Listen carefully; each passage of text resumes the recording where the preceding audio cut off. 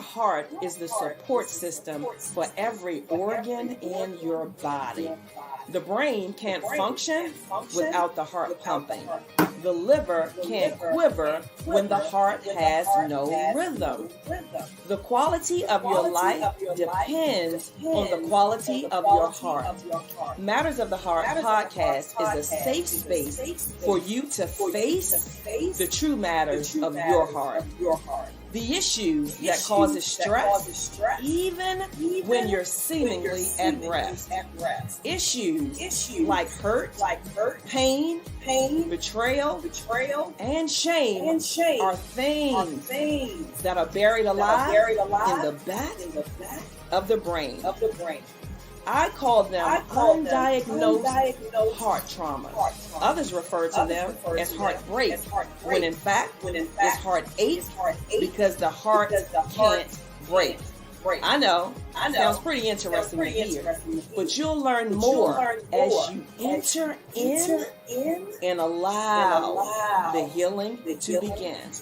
I'm Datasha Mayo, the execution strategist. Welcome to Matters of the Heart. Hello.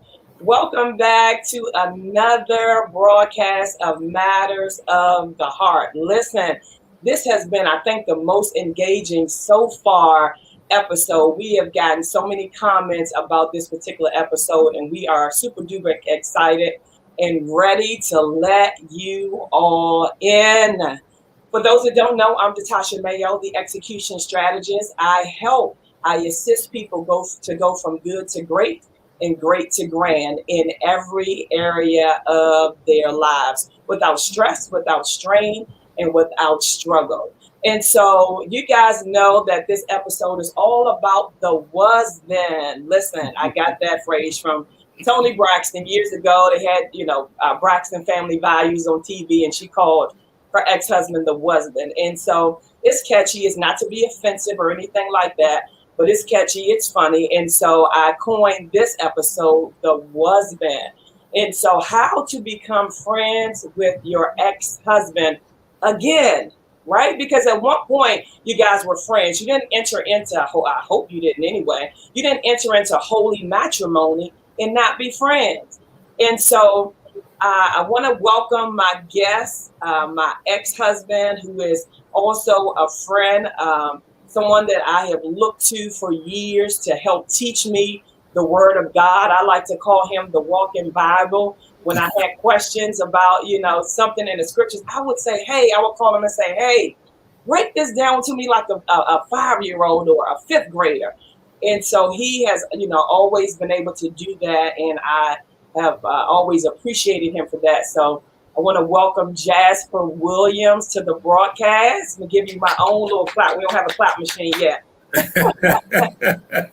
So Jasper, thank you so much for joining us on this morning. I count it a privilege and an honor if you were even open to having the conversation, right? It's funny, years ago, I remember you saying, I want to say maybe 5, 6, even 7 years ago, you saying that we would need to have this conversation, not necessarily on a platform.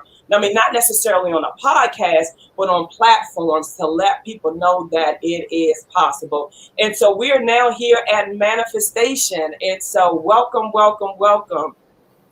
Thank you. This is definitely a spoken word, and this is not the end of it, Tasha.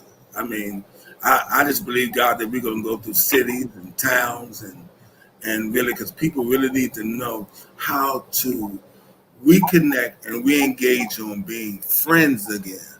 Yeah. That is so very, very important. Because how you once love a person, and then get to the point where you can't stand that person. So how did we get from that point to that point? Yeah. What happened? Yeah. And so let's start there. I love that. Let's start there. What happened? One of the questions that I often ask myself is, how did you get here? Like, I do self-introspection myself often. How did you get here? And so in marriage and then in divorce, I think we should ask the question before we say I do. How did you get here? Well, we had a plan, Tasha. We had a plan. What do you say I do to? And so you say we had a plan. And so I'm gonna let you take a moment to share what that plan is. Now, here's the thing, guys. We both can talk. And so you'll find me kind of real. We both can talk. He's a teacher by trade. He's a communicator. And so we both can talk. So you'll see me reel him back in. But you say we had a plan. So share what you believe the plan was. Well, one of the things you told me was to share the truth. Mm-hmm. Absolutely. So that's what's going to make us free, right? According to the word. So we had a plan that we said we was going to not have sex until we were married. Mm-hmm. And we did a good job for months and weeks and days. And then the inevitable happened because we didn't have any guidelines. Mm-hmm. Okay, like Jasper. And so you're behind home. Yeah. And so you feel like not doing that, like breaking that covenant did what? It causes Satan and his imps to come in and to have a right to have havoc over our lives. Mm-hmm. Okay. And I take the blame for that. And I didn't take it at first. Yeah. But once I begin to learn who I am and whose I am, I'm the prophet, I'm the priest, I'm the king of that house. Okay. And I'm the first person to initiate righteousness in the home. Yeah, and so let's stop right there, right? Because you said two loaded nuggets that a lot of people just roll over and they don't fully understand. You said that you are the head, the man is the prophet, the priest, and the king of the home. That's first. Mm-hmm. Then you went on to say that the man is the first one to initiate righteousness. And so I want you to unpack that a bit, because when you talk about the prophet, priest, and the king, people don't fully understand that when it comes to being the head. Like they take the head and they run with it in the wrong direction. But that's not what God is saying when he calls you the head. Right. When he's calling me the head, that doesn't mean that I'm large and I'm in charge. Right. But in the prophet, everything goes. King, what does that mean? The prophet is the person, the individual that's on the wall and hears from God. Mm-hmm. Hears the instructions. Hears the way that we're going to go, and daily giving us instruction. The priestly is the one, who is the righteousness of the house and the one that does things right according to what the word of God said. And the king is simply the provider, over the kingdom, the protector, we get the king part right. Mm-hmm. I think when we fail at is we don't get the prophet piece right. Yeah. Okay. Yeah. We don't position ourselves to hear from God, to get instructions for the home, and we don't do those things as men. Okay? So normally women are doing that. And that's where the problem comes in at. Yeah. Okay? Because so now she the prophet, priest, and king of the house? Come on. Or you the prophet, priest, and king of the home? Come on. Okay? Yeah. And so that's where the confusion comes in at. And now you have her operating in a position that was not made for her to operate in. Yeah. I love that. And that's where division comes in that, because she's now operating in a position that God never gave her the capacity to operate in, right? And so when you go on and say that the husband, right, is the first one to initiate righteousness, what does that look like? She knows she wrong. Right? But you don't let her know she wrong. Baby, I'm sorry. I started this, I allowed, because I wasn't on the wall. We might not say it in that lingo, right? But basically, you're the first one to apologize, even when you know you're right. Yeah. You're the first person to get up to go to Bible study. Come on. You're the first person to get the children ready to go to church. You're the first person that prays in the house. She shouldn't have to be like, you gonna pray, babe? Mm-hmm. She should be saying, "Can you stop praying, baby? You praying too much."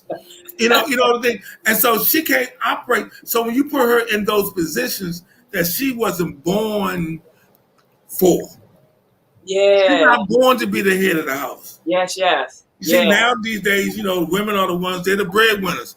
They're not equipped to be the breadwinners. They struggle being breadwinners. Well, no, we don't struggle, right? We're going to take struggle out of it. Well, No strain, you no weren't made to struggle. be a breadwinner.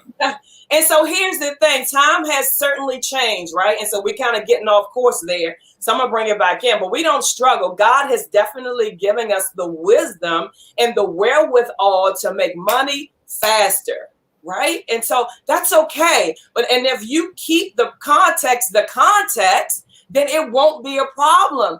It gets out of context because now the roles reverse, and then confusion sets in, right? Then jealousy in the home sets in.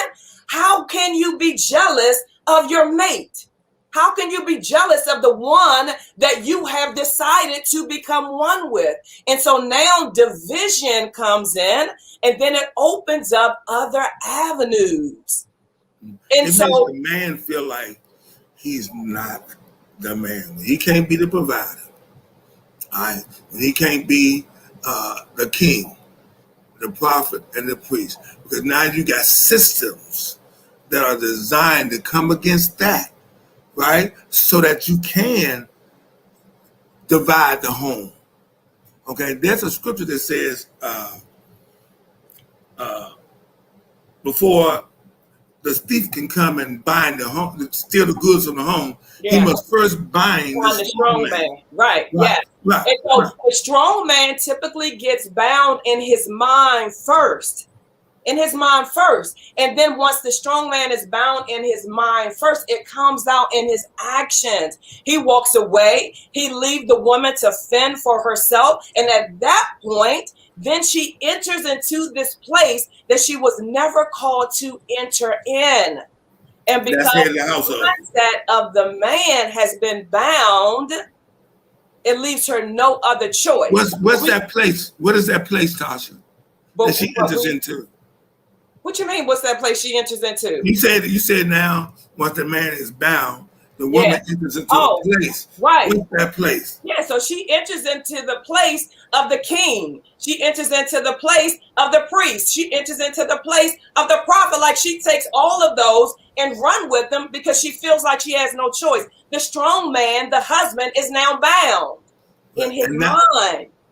And so when you are bound in your mind, then everything else follows. But I want to back it up a bit, right? Because we can go on. You know, we can go on and on and on. Right. Back it up a bit and, identify, like, how did we get here? Like, one, how did we meet, right? Because oftentimes people think where they meet solidifies where their destination will be. And it doesn't always, right? It doesn't always. And so how did we meet? Where did we meet? He found me in the church. Y'all heard what I said. He found me. I didn't go looking for him. I didn't go find him. He found me in the church.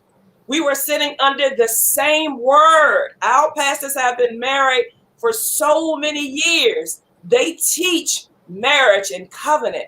And so we believe that being under the same teaching, right, having the same understanding, that we were scot-free in the area of separation and then ultimately in divorce.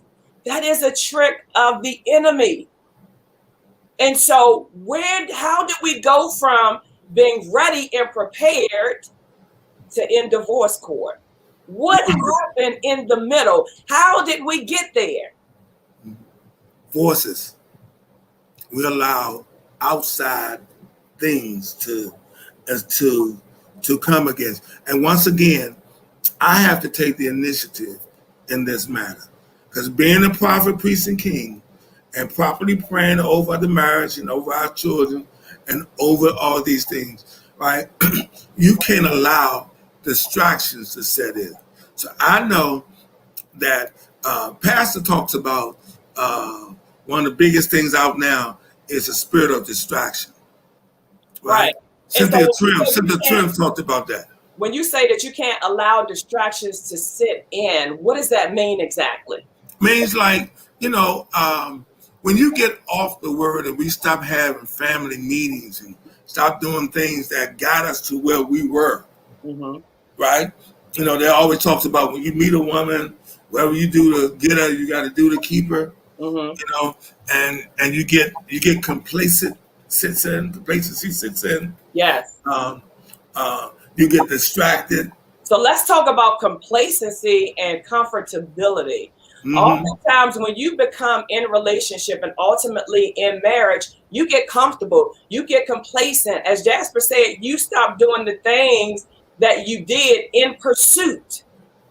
And so they're no longer top of mind, right? Mm-hmm. Right. And so when that happens, then the spirit of familiarity comes in. And then those things that she once needed, and him for that matter, it's equal opportunity here. The things that the spouse once needed, you're now familiar with. It is no longer necessary for you to do it. And guess what? It creates deficits. It opens the door for someone else or something else to come in. Absolutely. Because you're now in a place of familiar.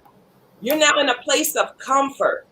You're no longer seeking out what to do to make your spouse happy. Because I got it now. We good. And we're really not.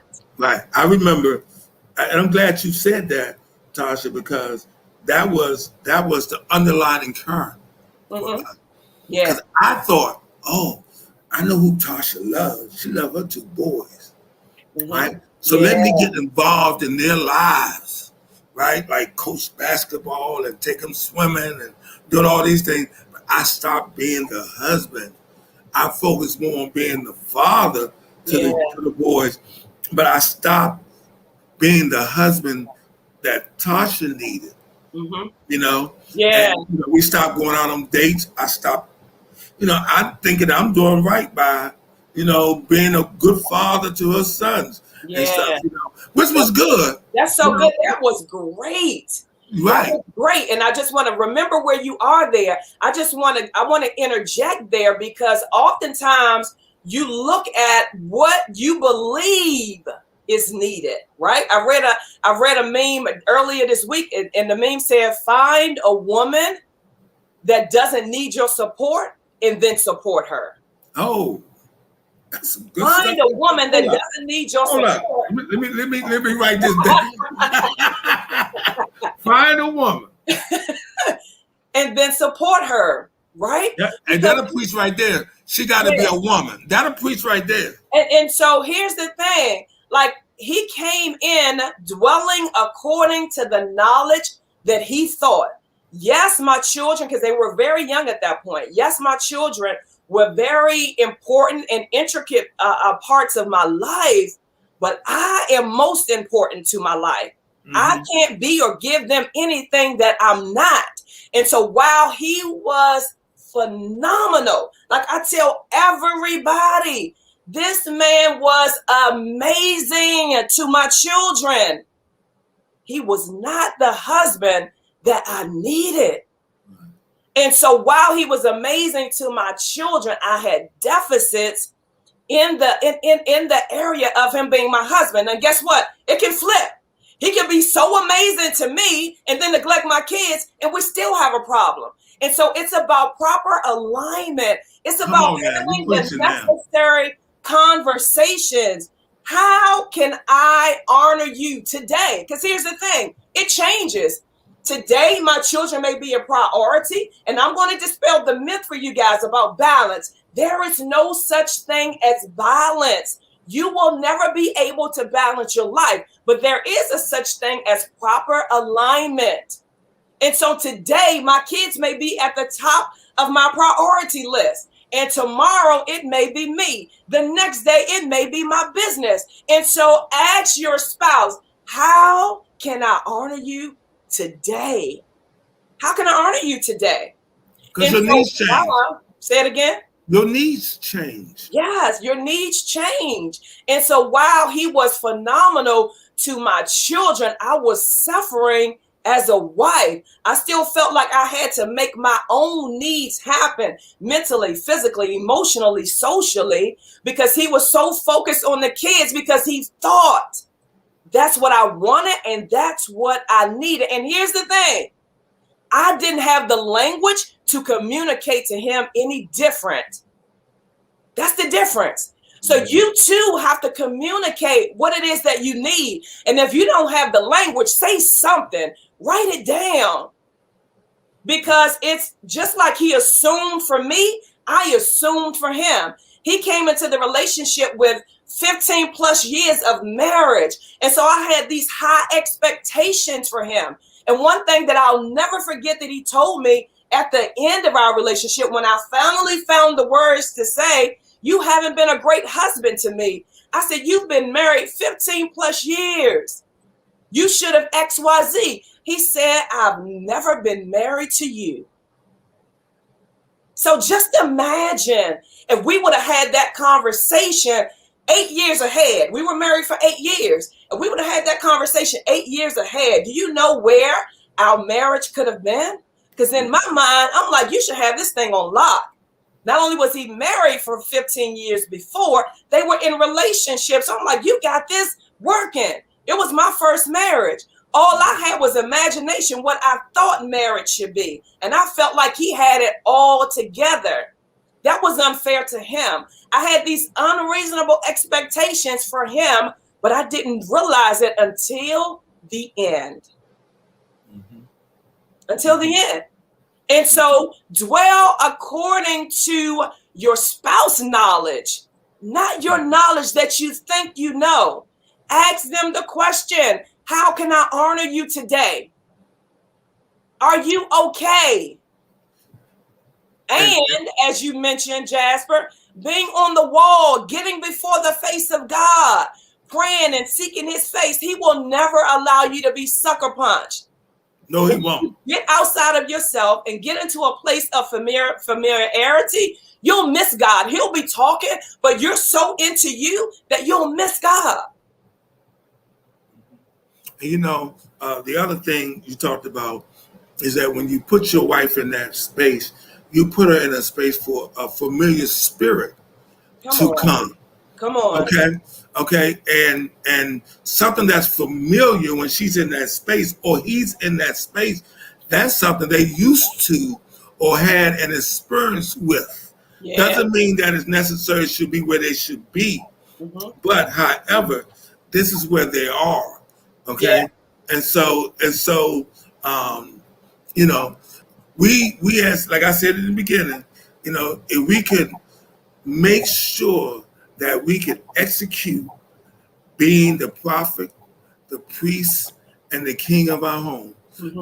Because God would not surprise you with anything. Yeah. It's Holy Spirit, God, to lead and guide you to all truth. And so what do you do when you feel like you've been the prophet, you've been the priest, you've been the king of your home, but your spouse, in this case, the wife, is just not hearing you? What do you do? Like at some point, you're like, enough is enough. So what do? You exercise patience. And we talked about that. I'm just learning to exercise patience. Because I'll get a facial product or I'll get something and I'll put on my face and I'm like, the scar's still there. I only did it twice. You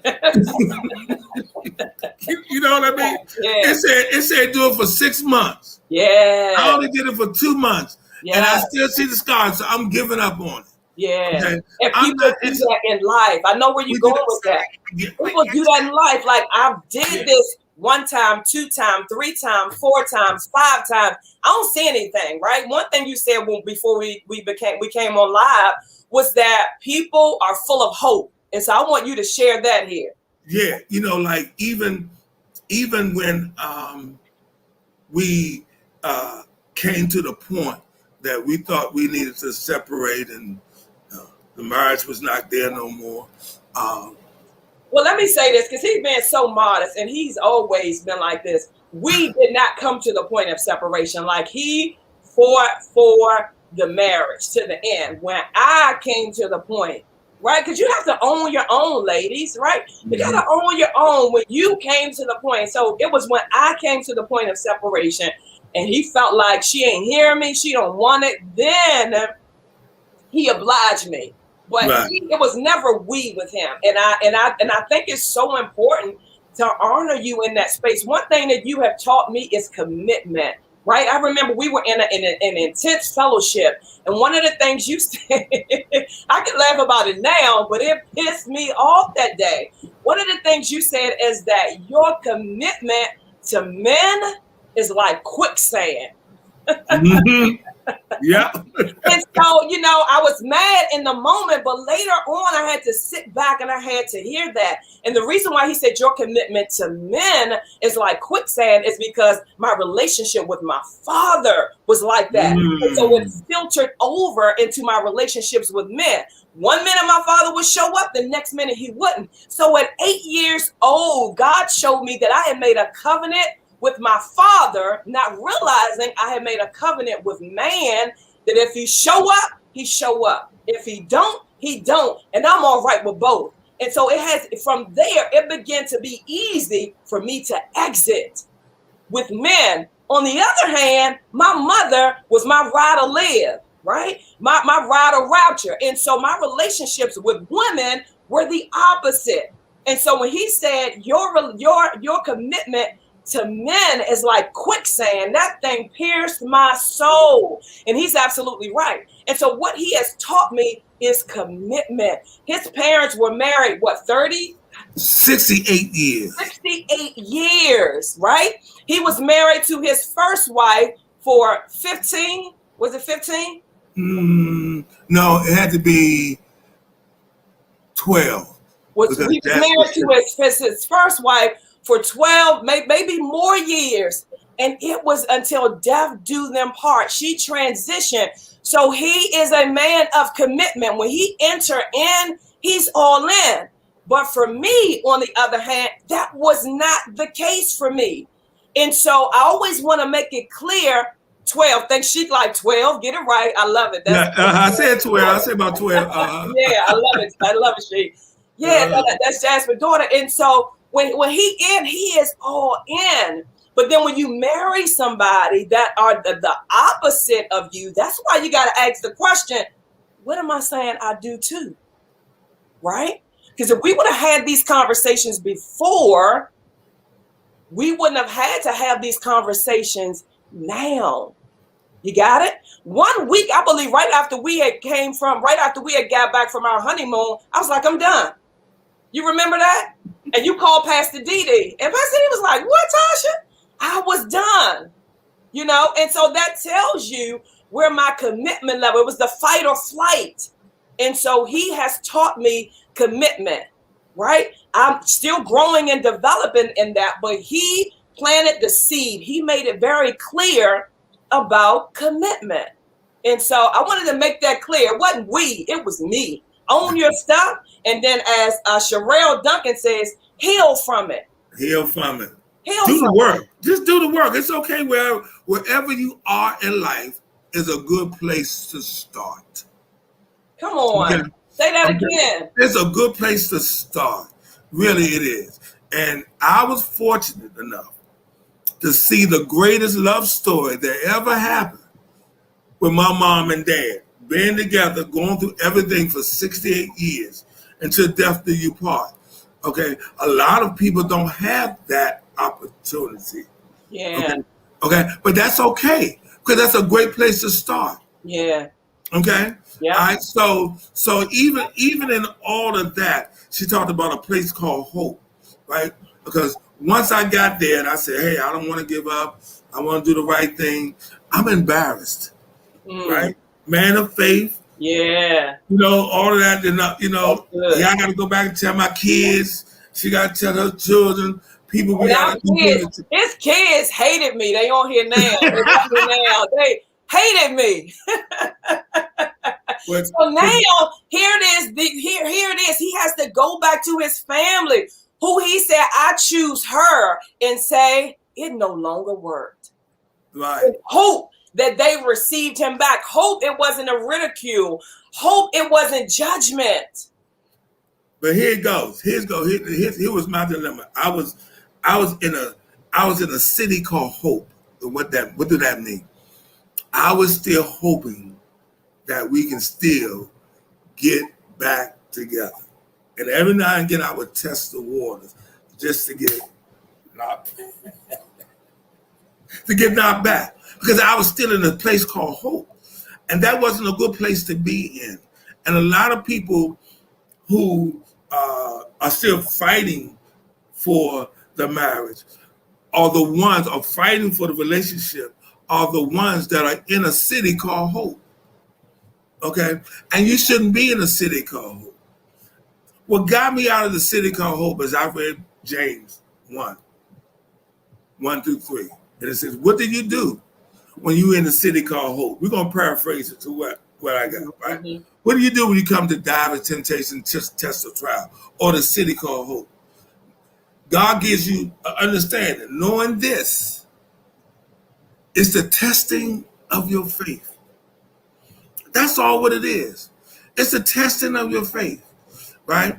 And then it gives you some leeway. It says, and your faith will produce the patience that is needed to get out of the city called Hope. All right? And here's your part. Allow patience to have its perfect work. And here's the promise, and you'll be wanting for nothing. Okay? But the thing of it with me was, once again, my mentality, I called Tasha. Yeah, I sung to her on the phone. I wouldn't tell nobody I did that dumb stuff. I sung to her on the phone, right? And I didn't hear the response that I needed to hear. Yeah. You know what I'm saying? Well, Jasmine, I want the best for you. You're a good man. I want the best for you. I'm praying for who want to hear that? Let me finish drinking for you, said I was not expecting that. Who wants to hear that?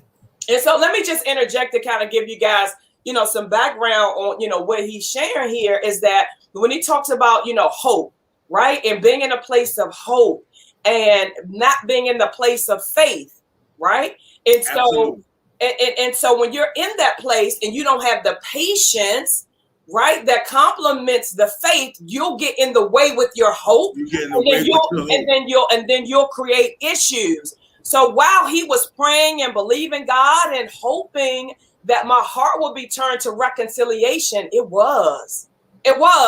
But then he's calling to see, let me check in. Let me test the waters. Let me see, am I closer? And so I'm still working through what I'm working through. And so his cause is now irritation. At the same time, because he is a great man, I want the absolute best for him. And so while the marriage ending was a tearing down, I'm still building you up. I want the absolute best for you. You are a great man. You deserve a cover girl. Absolutely. And so in that, he began to get angry and disgruntled. And here is where reconciliation turned to divorce. Mm-hmm. Because in his anger, I understand it now, not that it's okay, but in his anger, he uncovered me. He went around telling everybody what happened. Who wanted to listen, right? Who would listen? If you would listen, he would tell you. And hurt people. Yes, hurt people. And so for me, I am all about covering and support. I don't give a care what happened, what you're going through. Even now, you can be my arch enemy and your secrets are safe with me. They're safe with me. And so when he began to uncover me and tell the world everything that happened, it began to develop scar tissue. It began to develop scar tissue. And if any of you know anything about scar tissue sometimes is worse than the actual wound. Sometimes before they're able to go in and do surgery, they got to clean up the scar tissue. And so I had this scar tissue building and building and building and building, that at that point, it was like, I'm done. It gave me reason, if you will, to go on with my decision. And so you don't want to get in the place where you become God and mess up the outcome because you're in a place of hoping, deferred, and now you're Makes sick. the heart. And now you're sick. Mm-hmm. And so you want to make sure, we're talking about divorce, guys, but ultimately, I'm talking about relationship, right? I'm talking about covering. I'm talking about being a friend to the person that's no longer a friend that you once loved. And so even on Mad Day, it's your responsibility to cover them. Absolutely. You talk about the prophet, priest, and the king. That is not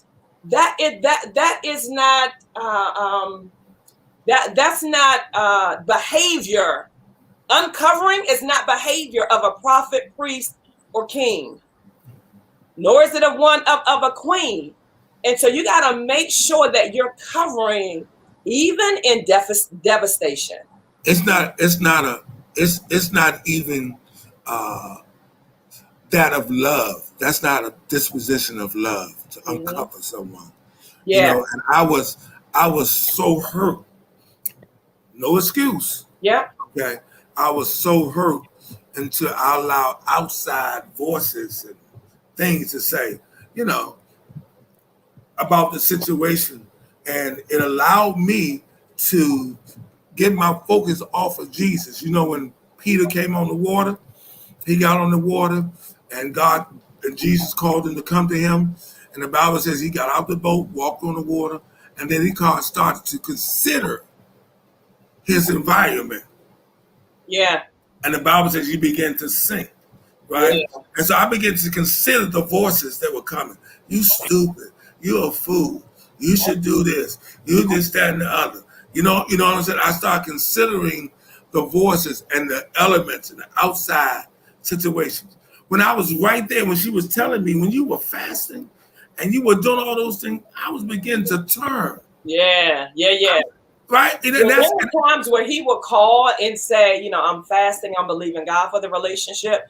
And I was fasting too. I would never tell him I'm fasting too, because here's the thing. I need to hear clearly from God. I don't want to say I'm fasting too. And you'd be like, oh, that's God. Yes.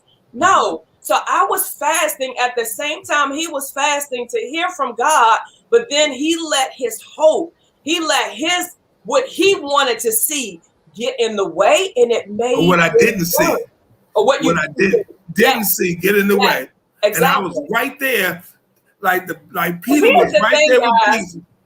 Yeah, here's the thing: your arms are too short to box with God, and so no, you can't pray against another man's will. You can't pray against another man's will, but you can certainly petition God for your heart's desire. And when you're in covenant, it's a little different. It's not about will, but it's about covering and protecting the relationship. And so while I certainly was fasting, at the same time he was fasting, he didn't know. And my heart was going towards reconciliation without my own understanding. Like I didn't want to reconcile, but guess what? It's my heart's desire to please God, not my ego. Mm-hmm. And so as my heart was turning, he just was having a good fit, a spoil fit. Yeah. Because I didn't get what I want, see what I want, or hear what I wanted to hear. Yeah. Not knowing that I was in arm's stretch of Jesus. You know what I'm saying? And most people don't realize the ending of this story. The Bible says as Jesus picked Peter up out the water, they began to walk back to the boat. And listen to this. And the storm ceased. Mm-hmm. Come on now. Mm-hmm. Come on. Yeah. Okay? And you got to stay the course.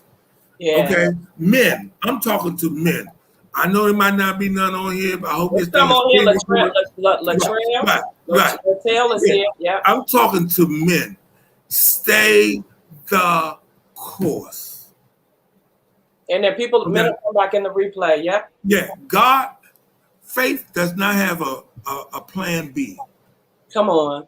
Okay. Faith does not have a plan B. It does not have a plan B at all. Stay the course. Don't pay attention to what you see. Don't pay attention to what you hear or even feel. So now let me get to that point. That was the problem, because I was trying to navigate this situation through my five senses. Mm. Okay. I didn't see Tasha Turner. I didn't feel Tasha Turner. I couldn't touch Tasha Turner. Okay. But all the time she was turning. But because I was trying to navigate this situation through my five senses, which was incapable of doing from number one. Yeah. Right? Because your five senses are only there for you to engage on planet Earth. Come on. Like, stop right there for a second. People believe that they can commune with God through their senses that were created for planet Earth. I love how you broke that down. Yeah, your senses was for the Earth. You don't need to smell God. You don't need it's for you to survive on planet Earth. It's for you to survive on planet Earth. And the way that you unlock the things of God is through the key of faith. Okay? All right? And in order to unlock things for the key of faith, you must exercise patience. Because the Bible promised me and you that you'll be wanting for nothing. Wanting for nothing. Nothing. But you are so caught up in wanting for what you want that you miss the opportunity of wanting for nothing. Like, do you know what's included in nothing? Everything. Everything. Well, want for nothing. Nothing. Okay, nothing. Okay, you'll want for nothing if you allow the patience. Yeah. Okay? If you allow it to happen, to work in your life. God said, because see, if I allowed, because at that time Tasha wasn't ready. She hadn't been processed yet. Come on. Okay? And if I allowed the patience to process her, who knows what would have been happening? I'm just saying, but because of my disobedience. Okay. That's something that we gotta, because of the disobedience. And throughout the Bible, it talks about choosing life. Okay. It talks about all these things. And because of disobedience, okay, you get the opposite. Yeah. You won't inherit the promise. You won't inherit the promise. You won't inherit the promise. Like, God is like, I've already promised you. Right? Everything. I've already changed the life and godliness. And all I need for you to do is obey. Trust and obey, Tasha. Trust and obey. And so be patient. Huh? And be patient. So this is what I learned how to do. Because now people tell me, well, how do I be patient? Patience is something that you don't pray for. Open that up. You can't pray for patience. It comes with the faith. Okay, that's what the word says.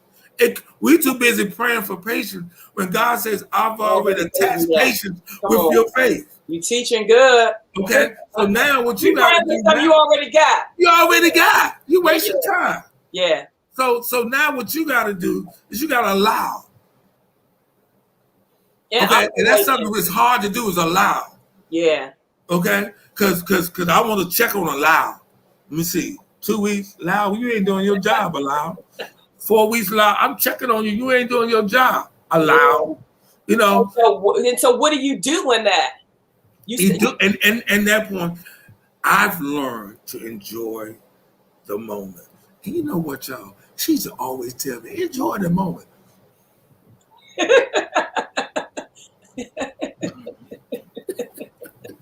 Yeah, enjoy the moment. You're trying to get to somewhere else. Let's just enjoy the moment. Yeah. And so some of these guys are probably, listening and like, okay, so if y'all know all of that, how did you end up in divorce, right? We didn't know that at the time, though. Yeah. We learned this after the effect. Yeah. I'm going to tell you something. And we learned it after the effect because we gave each other grace. But here's the thing. It wasn't immediately. No, it wasn't. It was years later. Yeah. It was years later.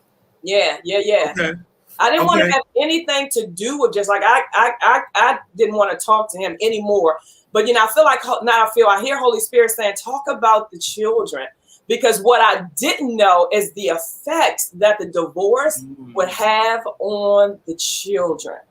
And so when you're making such radical decisions, consider everything and everyone. Now, I'm not saying some of you guys may be at the point where divorce is what's necessary, right? And only God and you can confirm that.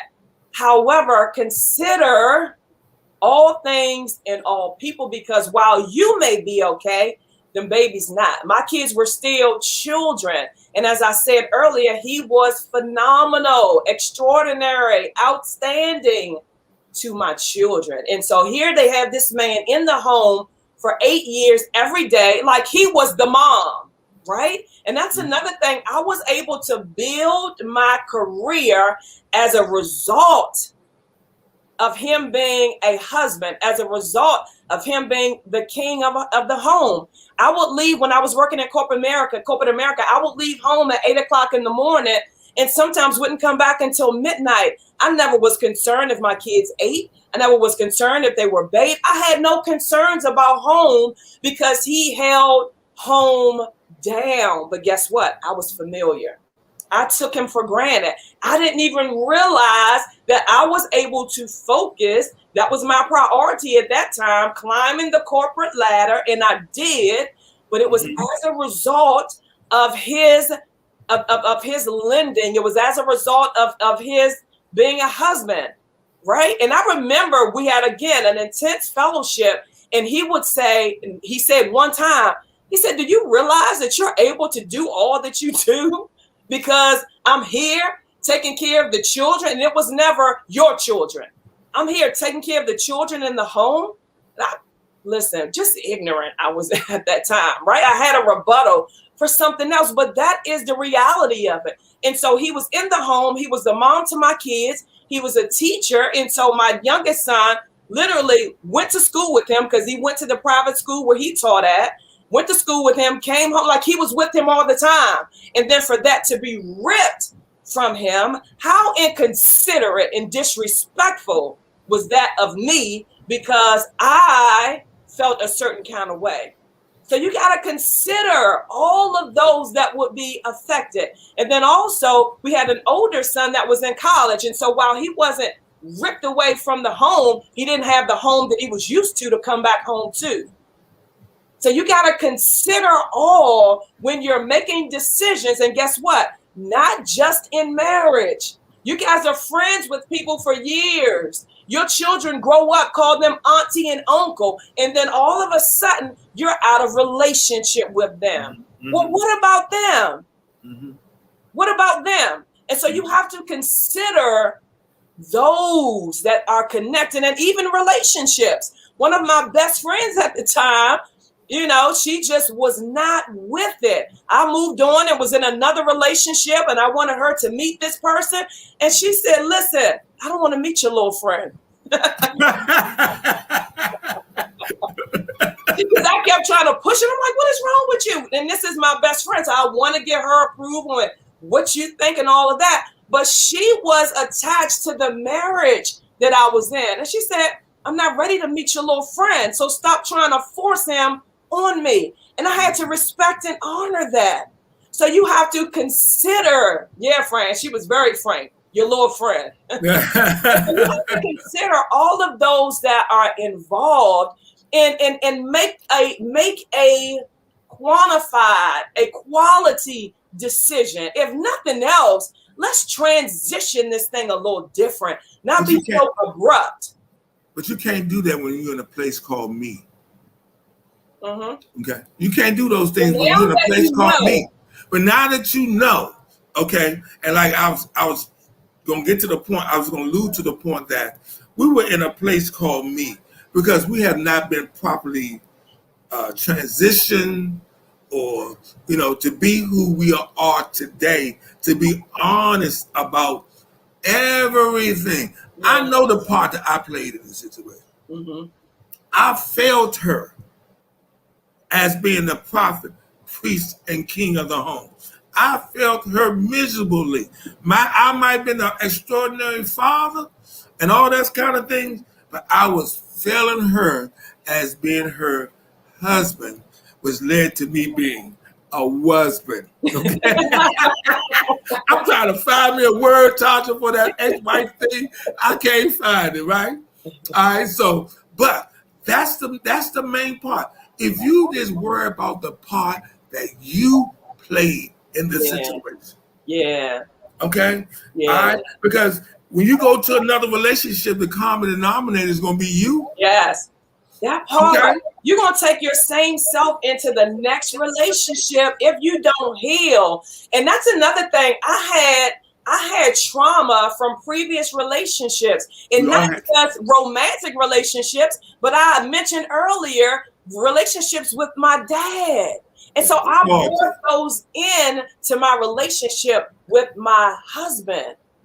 And so you have to deal with the traumas. You have to deal with the triggers. Y'all see him, he all up here, fresh to life with his Fendi on, right? And so he's always been about image, and there is nothing wrong with image. I love looking good, right? But let it be real. And so one of the challenges that I had was that he wasn't forthcoming with things, and it began to be out of control. Like I would find out about one lie, and then it would be another lie, and then he would try to cover it up with another lie, and it was just too much. Like, if I can't believe you, I cannot do life with you. Like, who am I sleeping with here?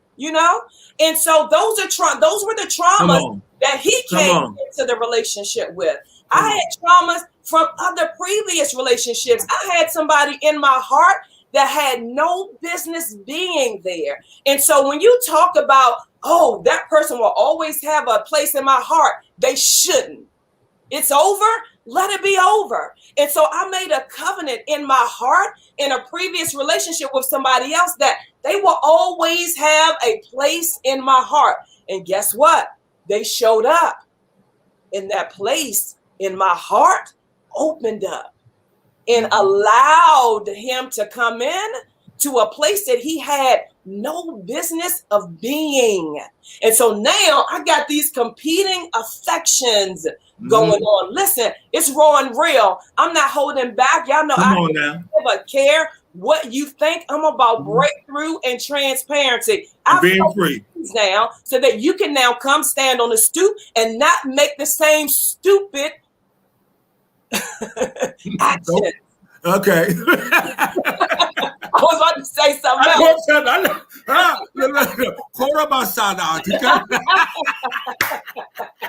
Yeah, Lurtel said residual residue. Residual. That means that's a good one. That's a good one. Yeah. I'll write that down with Lurtel. I'm writing that down. Yeah, residual residue. That's exactly what it is. And so you have to deal with the traumas of your past. You got to deal with the issues that you had with somebody else so you don't bring them into the next relationship. Listen, that happened with them. That's not me. Right. And so you got to heal those traumas because they then become insecurities. And then insecurities will follow you around and ultimately kill you. Maybe not physically, but kill your ability to be in a relationship that God preordained you to be in. Because you're full of insecurities. You're full of distrust. You're full of having to be defensive and protect yourself. This is a whole new person. But guess what? You're not. And so because you're not whole and new, you bring the old you into the new. No, heal before you deal. Heal. I took 2 years, and here's the thing. I didn't realize it was going to take 2 years. But once I got out of my marriage, I divorced and got out of that relationship that I had no business being in, I took time for me. Who are you, Tasha? What is it that you like? What don't you like? Learn you. And as you begin to heal you, as those things are revealed to you, you'll begin to do life completely different. Guess what? Not only is your breakthrough on the other side of your healing, your destination, your gifts are on the other side. Once I came out of that healing, the gifts were waiting for me. Guess what? I had been operating in them all my life, but they were so daunted. They were so packed down because of the issues of life that I allowed to take over. Heal. And again, not just marriage. There's some of you guys on here, your marriages are phenomenal. Better is always available, but I'm also talking about relationships. You can take these same principles that we're sharing now and place them in your relationships with your girlfriends, with your guy friends. Principles work anytime, any place, for anyone that will work them. Will you work the principles? First, with you. Work the principles with you. Are you a phenomenal friend to yourself? Or do you lie to yourself? Do you lack integrity? Do you say you're going to do one thing for you and then the next day you don't, and give yourself a wise sounding excuse, as Patricia Richmond says? Who are you to you? Because who you are to you will show up in everything you do. Every area. I'm strength. I am this earth's answer. So when I show up, the answer shows up. Come on now. People know that when I step in the building, they sit up. They know I got to do something different. The conversation changes. Why? Because I've healed. I am who I am. In season, out of season, all that simply means is the unsupervised areas of your life. Heal so that you can deal. You did the work, Tasha. You did the work. Okay? And a lot of us don't do the work. And then we carry that garbage over into the next relationship. And we wonder why we are still encountering the same problems over and over and over and over. We have to be converted is the word. Okay? Jesus told Peter, when he was saying to him, you're gonna deny me. He said, "Oh Lord, I ain't gonna deny you. I ain't gonna do none of those things." He said, "Before the clock stops 3 times, before the chicken croaks 3 times, you're gonna deny me." He said, "No, God, no." He said, "No. When you do it, after you do all these things, right, get converted, right, and then go out and strengthen the brethren." So that's what we're doing. We've become converted. So now it's our job to strengthen the brethren. With our truths about, hey, and like I tell men, you can listen to Tasha, but if you want to listen to me, my bottom line is I failed her. Okay? I got off of the priesthood, off of the kingdom. I got off of the prophecy. I got off of all those things and started focusing on the fear that was on the inside of me. Okay? Because faith and fear cannot operate in the same place. Okay? So what I found out was, after it was all said and done, all that good stuff Tasha talked about me, I found that there was nothing in me at all. Yeah. And the Bible says that if you faint in the time of adversity, there is nothing in you anyway. At all. Right? And so when adversity shows up, if you faint, if you uncover, if you defend, that's simply a notification that there is nothing in you anyway. So you know what I did? I positioned myself, right, to hear the word, to make sure I sat on the front row with my church. I came to every Bible study. I came to every church service. I looked at the word on TV. I got back in my word. I got right back focused. I had to let some friends go who I've been friends with for a long time, but they were not going where I am designated to go now. So now, it's like you get on a plane and you're going to California, but you're going to have a layover in Atlanta. And that layover is designed to let people off the plane who are not designated to go to LA. Okay. And so I'm trying to pull people back on my plane. Yeah. You know what I'm saying? No, let them go. They don't have the proper know-how to get to you to the next level. And so I had to let people go, right? So I could begin to get to my next level in life and to be able to do the things I need to do for Jasper to get back on to be the prophet, priest, and king, right? So I won't fail the next time. Mm-hmm. And that's the bottom line. Yeah. Okay, I can blame and say, oh, this and all that, but the bottom line is I failed as prophet, priest, and king. Yeah. I stopped praying. I stopped believing. I stopped being fearful. Okay, and then I stopped paying attention to what I see. You know, those are, you can't be in faith with all those things. Yeah. You know? And so it brought me to that place where I made those decisions based upon the information that I now had. Yeah. Which was wrong information. It wasn't the truth. It was a lie. Yeah. So I based my decision based upon a lie. And so that's what a lie would get you.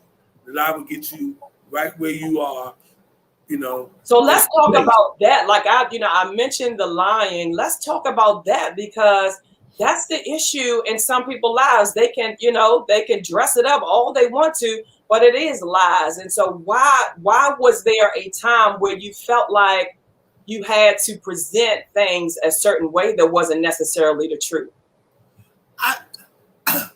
I think about that all the time. And I really think that it's just a demon. Okay. You know, we always say that lying demon. You know, sometimes we just possess these demons because of the sins of our fathers. You know, the Bible talks about the sins of the father. Notice the Bible never talks about the sins of the mother. Mm-hmm. He talks about the sins of the father. You know, will go from one generation to the other. So yeah. I've always had an image situation, because even when I was growing up, you know, the girls would say, "Oh, he black." Yeah. Yeah, like this is so. You know what I'm saying? And that stigma that stuck to me. I didn't want to be black, because I'd never forget me in the 8th grade getting some Ambi and trying to lighten my face up, because I didn't want to be black, because the girl said, "Oh, he black, he ugly, he black." You know, kids will do, right? And it wasn't until I came in my own, and now they say something totally different. Yeah. Oh, look at sexy Zaddy. Look at you. But what you said was that it wasn't until you came into your own. It wasn't until I came into my own. If you live, go ahead. It wasn't until I came into my own and began to do the work, Tasha. See, you got to do the work. Because, see, my process might be different from your process. Yeah. Okay? And you got to allow God to do the work in you, to clean up all of that mess. I know you're an executioner, but also you are the heart cardiologist. Amen. Okay? Right. Amen. Because it's about the matter. You understand it's about the matter of the heart. Mm-hmm. Okay? And you must do the work, guys. You got to be honest. You got to be naked and not ashamed. You know, naked and not ashamed. Not ashamed, be naked. You got to do the work. You can't pretend. You can't, because even you're only as sick as the skeletons you have in your clothes. Yeah, that's good. The more and more you get rid of these skeletons and you tell the truth about yourself, the more freer you are. Yeah. When you tell the truth about yourself, the more freer you are. That is so true, because I am true with who I am. I am free with who I am. I'm free with who I am, like literally. And so it's about truth. And the Bible tells us is that the truth will set you free. Make you free. You wonder why you're so entangled, because you lie. Mm-hmm. Like, stop lying. And you may think, I don't lie. But if you have presented yourself one way and you're not, that's a lie. And so Lisette had a great question. She said, what is the connection with image, raising the children? Here we go. Thank you. What is the connection between your image and putting the kids first versus being prophet, priest, and king? That's for you, Jasper. Well, yeah. What I thought was the way to love Tasha, because I saw that there was a disconnect between her and her biological father. Now he is my man. I mean, when he come around, it's the best time in the world. And I would say to myself, how? When I'm around him, my son loves your father. Yeah. You know what I'm saying? Everybody loves him. Yeah. Yeah, I'm just saying. And so what happened? And so I said, well, I'll tell you what I won't be. Right? I know that Tasha loves her kids, and I'm going to be the father, because I've seen them wait on the couch. You know what I mean, Tasha? I've seen the disappointment in their eyes. So now you're talking about with their father. I just want to be clear so people can get it, right? Mm-hmm. And so he's talking about he's seen them wait on the couch, waiting on their dad. He's seen us go drop them off, and he be MIA, all of those things, and it's not a dig, at their dad. It's the truth. And so as a result of him seeing that, then you decided what? I decided I was going to be that void in their life. Amen. that they was missing. Okay, but what I did not have was misgivings. Yeah. Right. What I did not have was a proper balance. Mm-hmm. Okay. Proper alignment. I didn't have the proper alignment. I didn't. It's like you were so far over here that I forgot about Tasha, that she's a woman, that she needs to be touched. I'm thinking I'm touching her. Mm-hmm. I'm thinking I'm doing all these things, right? Yeah. But we didn't have those intimate conversations. Yeah. Okay. Good. See, the communication was the key. We didn't, even when we went to Made Easy and these counseling sessions.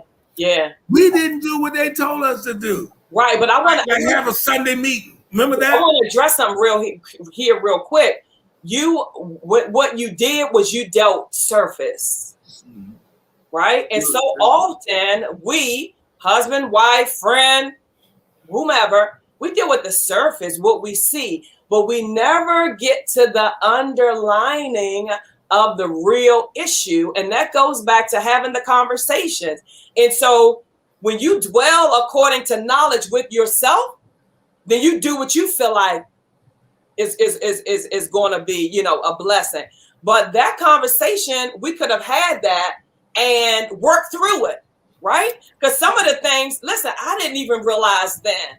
All I knew is that he came in, and because being a father is who he is, he just imparted that. But what I'm now hearing, and I'd never heard this before, is that he saw the void, he saw the deficits, and as a result of seeing those deficits, then he entered in different. I didn't know that. I'm grateful for it.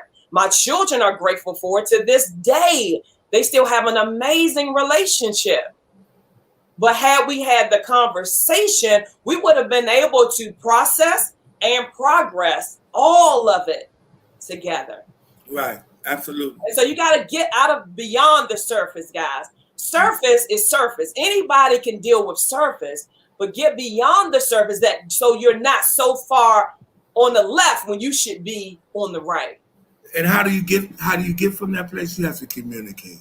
Yeah. You have to set aside a time where you both can discuss issues. Yeah. Okay.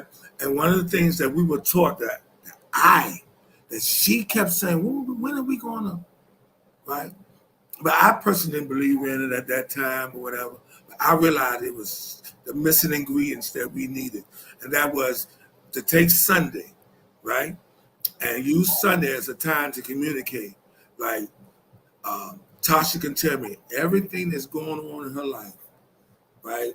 As it relates to the both of us, right? And I can't say nothing but listen. Yeah. And then my choice of words should be, I hear you, and I promise you I'm going to work on it. Yeah. And we didn't do that. And we didn't do that because I believe if we had I didn't do that. I didn't do that. Because she was asking when we going to do it. But I was like, I don't need another man. I know what I'm doing. I got this. Women are adapters, right? Like we will adapt if you give us something to adapt to. We don't want to be the prophet. We don't want to be the priest. We don't want to be the king, right? And so if you give us something to adapt to, we will. And so while I didn't have this specific language, what I did have was, let's meet.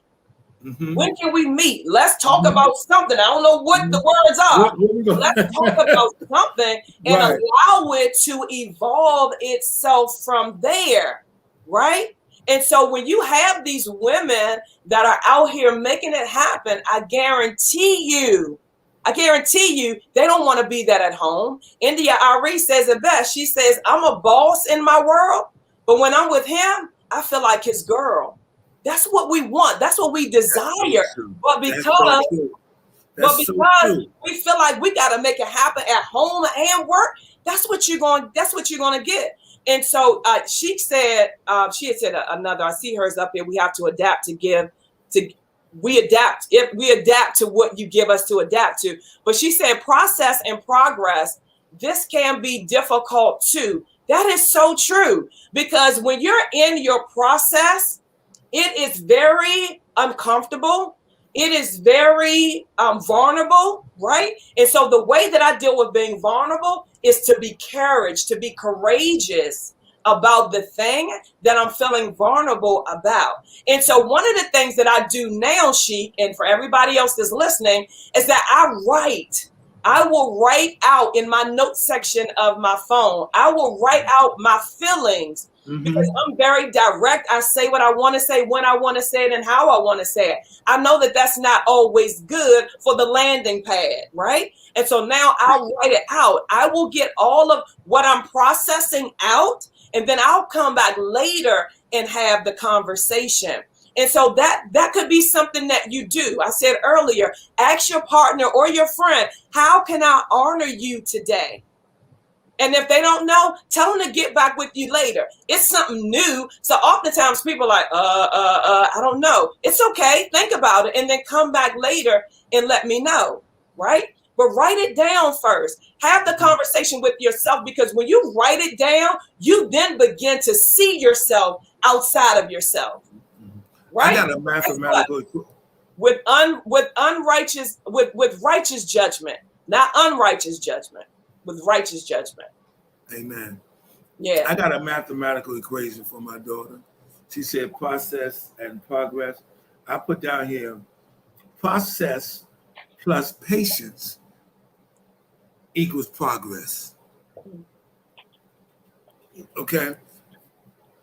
But patience is so loaded. That is so loaded that we leave that part of the process out, and that's the part that's going to allow us to experience its perfect work. Yeah. Okay. Now we can't get the progress without the patience, and that's the part we want to jump from process to progress and eliminate the patience, and it's not going to happen. It's not going to happen. Yeah. One of the things that I do is that I love to give people a how. Don't just give me instructions and not tell me how to do it. And because patience is so loaded, it's so vague, like tell me how to be patient. And so you said, I am going to try today. That's the first step in cultivating patience, right? When God began to reveal to me, and then I began to share with him that I wanted to be more patient, that I wanted to have more joy and compassion, guess what? Opportunities of patience, compassion, and joy showed up. And to operate in it, I've blown it sometimes, but I have mastered it more than I have blown it. And so try today. If somebody piss you off, operate in that patience. Bite your tongue, walk away. Pray under your breath, speak in your other tongue. Whatever you need to do to just walk away, because ultimately God is pleased, right? Because it's our heart's desire to be pleasing to God. And so one of the things that I do is I say, do I want how I feel to show up on the news? I learned that from Pastor Mike. He said, before you make a decision to do something, see it blasted all over the news. That's good. and then decide if you're going to do it. And so that I applied that to every area of my life. And now, definitely being in business, you too are a business owner.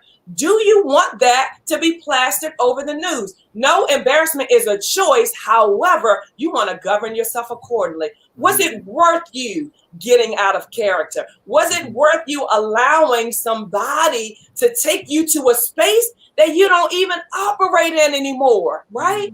When that old Tasha tries to rise up, I still keep her on reserve, and I'm working for that. I'm working on that. But I still keep that old Tasha in reserve because some people, that's the only language they understand. So I still keep her on reserve. When she wants to rise up, no, my anchor scriptures, are now stronger. I can do all things through Christ who strengthens me. I can walk away because I operate in Christ's strength. Mm-hmm. Your anchor scripture. That's how you develop your patience. Is practice every day. Great question, Sheik. I love it. And so, guys, we are running over time, but I still want to give you guys. Oh man. I still want to give you guys an opportunity for questions, answers, and comments. You guys have been doing phenomenal with dropping your comments in throughout the broadcast. I want to go back and look at some of those. And if you have anything right now that you'd like to share, please do. And so Lurchelle says, I ain't no Peter, but don't push me. Don't push me. I know that's right. Yeah, you got to keep a Peter in your pocket, though. And Peter was a bad boy. I'm trying to tell you. He cussed too. Yeah, I love it. And then Carol says, ask yourself, what if what I said to them is the last word they'll ever hear? Ooh. Would you be proud of it? Come on, Carol, listen. I just had that actually happen to me today. Somebody sent me a text, I'm feeling some kind of way about another, relationship. And so somebody sent me a text and said, her husband was killed over the weekend in a car accident. And so that made me reflect back to this intense fellowship that I've had with somebody else. I said, do you want that? And I don't. So that is a good question, Carol. Thanks so much for sharing that. Brian Hubbard said he is proud of us both. Thank you, Brian. I appreciate that. God is faithful. Listen, when your ways please God, he said that he'll even make your enemy at peace. And so how much more than your ex-husband? How much more than your ex-friend? How much more than your mama? Some of y'all mad with your mama, with your daddy. How much more? And that's one of the things I had to do with my own dad, was realize that he didn't have the capacity to meet the expectation that I was requiring. Come on now, that's so true. I love him for who he is, not what I wanted or needed him to be. Well, here's the thing, Tosh. We need to love the office that it keeps of a father. Yeah, okay? That's good. So a lot of times we want to love the person that occupies the office. Yeah. And they are imperfect people. Come on, but the office is perfect. That's so good. Okay, so when you honor the office, the office of your brother, of your father, of your friend, of your pastor, of your husband, of your wife, you fill in the blank and honor the office. The office, because the person is imperfect.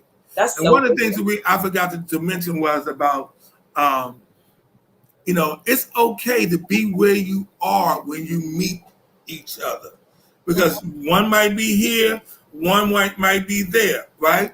But it's a beautiful thing when you grow in God and in grace and in love together. Yeah, and that happened with us. And that's another expectation I have for you, because I was amazing in my life, but spiritually I was a babe and he was a giant. And so I looked. And then I was the opposite. I'm looking at her like, "Ooh, she did this. She doing." I'm just saying. And so, I'm so glad you mentioned that, because you can grow together. But I was looking at him. You need to be teaching me. You got all this knowledge and you holding it back. What are you doing? And then I began to resent him, and then I began to judge him. Right. Mm-hmm. And so it's okay, as he said, for you guys to come in at different levels and then grow together. But will you have the conversation? Will you surrender your ego to growth? to growing together. And respect and honor the office of wife and the office of husband. Because when you start looking at the person that occupies that office, they might not have processed yet to be who God has called them to be that person in that office yet. They're growing in grace to get there. And one thing I don't like when people do, when a person's changing and trying to go in grace, you keep reminding them where they used to be and what they used to do. And how they used to be and all of that. And so love that person until they get to be to the person that you love would want them to be. Because trust and believe, they will get to that person. They will get to that place. But you got to trust the process, be a part of the process, and not be a person that's always has something to say to throw the process off. So I think what am I saying to everybody, especially to men, is to love the office of a wife, honor and believe in the office of a wife. When she says we need to have a meeting, that's because he who Holy Spirit has got into her, and he knows what you need, because that's the office of a wife. Okay, that's your life partner. She has what more you don't intelligent choice. Yeah, more intelligent choice. She possesses what you don't possess. Yeah. Okay. And so when you come together, you have it all. Yeah, she possessed. I want to just hang out there real quick for a second. She possessed what you don't have, and he possessed what you don't have. And so when you come together, then you guys are unlimited, right? Mm-hmm. But because you so focused on what he don't have, you miss what he got. Yeah. Jesus. Yeah. It's because we don't. That's good. And I've been guilty. Yeah, I mean, it's because we don't honor. We wasn't taught to honor the office. We were taught to honor the person. Like Ephesians says, "Honor thy mother and father." It didn't say what's mom's first name? Linda. Honor Linda. It didn't say that. It said honor thy mother. Yeah. Okay. And so when we learn to honor the office, honor our pastors, honor our grandparents, honor the people that we allowed to teach us. Yeah. Okay? They're valuable.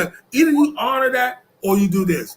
Or, like sometimes in life, you can get the test before you learn the lesson. Mm-hmm. Now, teaching, you're supposed to get the lesson. Then you get tested on the lesson. Uh-huh. But life gives you the test, and then you learn the lesson. Now, which one do you want? Okay? Which one do you want? Do you want to have had the lesson and went through everything, so when you get the test, you can ace the test? Or do you want to get the test first, and then you learn the lesson? Yeah. So we want to get the lesson first, and then get tested on what we've learned. Because that's how you educate. We're listening to God, and we are positioned. We'll be ready, right? And so, oftentimes, going back to what we talked about earlier, is that God will never allow you to be sucker punched. The problem is that we get off the wall. We don't commune with God. We don't have the conversations, and so when life shows up, because we have not been listening, then the lesson comes after. But no, God is intentional. God is a God of order. And so if it's in your life, he said that I have already given you everything that pertains to life and godliness. You weren't listening. And so we have to make sure that we are listening. We have to make sure that we practice our listening. We have to get out of the place of being comfortable and not familiar, so that when things show up, we are ready and positioned. Now, Shawanda Stewart, she says, when you are on different spiritual levels, there must be a no judgment zone. I love that, because the Bible tells us, the Bible tells us that the wife's conduct will win her husband over. And so if you acting simple, it's not going to win him over. And so you being judgmental, it's not going to win him over. And I think the same is so for the husband. It does say that. It does say that. Yeah. That I should be able to win you over with my conversation or my conduct. Yeah. It does tell both of us to do that. We're so full of ego. We want to be right. We want to defend. Listen, if this is the person that you have decided to spend the rest of your life with, and I'm going to also link it into relationship. If this is the person that you've decided to spend this season with, honor them with no judgment. Latrell said, how can you honor? Okay, she'll put it back up. Yeah. And I was going to say, how can you honor someone who does not qualify for the position? And how do you do that? Is that you allow them to be processed, Terrell. And so who says that they're not qualified? Right. They might not be qualified in your eyesight right now. Yeah. But if you allow the process and you allow patience to work, that's the whole thing me and Tasha were talking about. Yeah. That the whole thing of this whole situation was, right, at that particular time, right, we wasn't processed, or we didn't allow ourselves to grow in grace together and to grow in things together. And you looked at me a certain way, I looked at her a certain way. We didn't honor the office of a wife. We didn't honor the office of a husband. And so this is the results that you get. And so I'm standing at the stop sign going, oh, wait. You don't have to come down this road. Just listen, okay? Listen to what's been said to you today. And guess what? Be intentional about it. Be intentional about doing better and learning those things. Just be intentional. Yeah. And qualify yourself. Like when you get in the place where you're trying to qualify people, you ain't God. Who told you that, right? We all are qualified. Do that. We all are qualified. Yourself, and especially if you've entered into covenant with them. And again, not just in marriage, but if you've entered into covenant in a relationship, if I call you my friend, I'm in covenant with you. And so it's my responsibility to pray and to cover you even in your foolishness. Now, I can step away, but you better believe I'm praying for you, that I am going before the throne of God. That is one of the privileges of having me as your friend, that you can count on my prayers, and my prayers are heard the first time. I know that's right. The first time. So you can count on me to cover you. And if you don't believe that, what's missing is that we aren't covering, we are judging. Sit down. What did God say? Mm-hmm. What did God say? Cover one another. Love one another. That's what he said. So guys, we can go on and on and on, but I am respectful of your time. It is Labor Day. Thanks so much for hanging out with us. I pray that you guys have received and will execute something today that will change not only the trajectory of your life, but the lives of those attached to you. We've come before you to be very transparent, to be honest, to be true, to help you break through. We're on the other side. And so it doesn't do anything for us to share where we were and where we are. It's all for you. And so share this broadcast, not just today, but share this broadcast. You'll bump into somebody that will have some of the same challenges that we have, and this is their breakthrough. Share it with them. Also, please go to Natasha M Enterprises on YouTube and subscribe. Right now, until God says otherwise, I go live on YouTube and I go live on Facebook, but eventually it will just be YouTube. And I want you guys to be notified of each time that I go live and or a new episode is shared. It has definitely been a privilege and a pleasure to come before you this morning. I'm so grateful that Jasper has taken time out of his day. Actually, he's working and doing this Zoom. And so I'm so grateful that he's taken the time out of his day to join us and share his truth, right? There's always your side, their side, and the truth. And so I'm grateful that our truth comes together, that it doesn't compete, but it complements. And so identify where you are, where you're going, so that you can get there without any stress, strain, or struggle. Guess why? Guess why? Because you can. Simply because you can. God said that I wish above all things that you prosper and be in great health, even as your soul prospers. Amen. So will you go and be well in every area of your life? Don't allow any bitterness, strife to harden your heart. Let's deal with the matters of the heart, guys, today. See you Amen. later. Amen.